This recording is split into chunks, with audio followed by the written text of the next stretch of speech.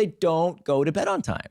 So did I need an internet timer? Yeah, we all do, because this is what keeps us awake, right? We do all these interesting things. Again, the price of progress is that you can find anything you want at any time of day or night on the internet. So we do need these packs, again, as the last line of defense. It's not the first thing. I don't want people to listen to me and say, okay, fine, I'll get an internet timer, then I won't get distracted. No, if you don't first deal with the internal triggers that lead you to distraction, you'll find something else, right? But someone's also going to say, listen, you've got 4G internet on your phone, you've got cellular internet, so you can just go True. on. Again, but now it's effort, Yeah. right? If I really wanted to lie to myself, of course I could. That's not the point, right? Yeah. That there's always a way. The point is it adds a bit of friction. Yeah. Right? It's that bit of effort that now I have to take. And more than anything, it's a statement you're making to Right. you and everyone in your social environment that at 10 p.m. is the shut-off time.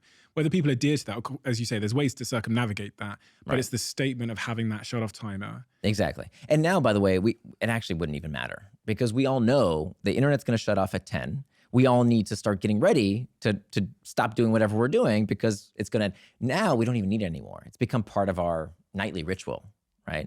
And by the way, what I want to illustrate is the concept, not the practice, right? Tactics are what you do. Strategy is why you do it. That's more important. I think a lot of these books around similar topics around, dealing with focus and productivity, it's a lot of life hacks, right?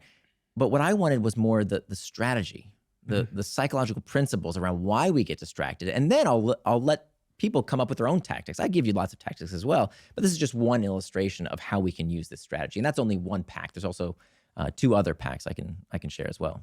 There's a lot of, just before we get onto the 2 other packs, a lot of debate over the years about this idea of willpower. All of, just before we started recording, I said to you, I looked up all these time management techniques and I've looked at these diet fads, and there's so many of them because it appears that none of them really work without this underlying thing called discipline. So you can have all the, I can time box and I can, the 1, 2, 3, 4 technique and the ABC5 technique, whatever. But if I don't have the underlying discipline, then I'm not going to do any of these things. Discipline is such an interesting word. It kind of catches a lot of different things, a lot of psychological forces you've described.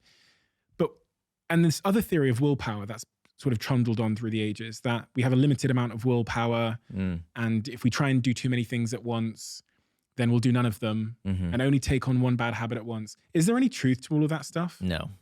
No? No. Willpower is not a limited resource, at least from the latest research.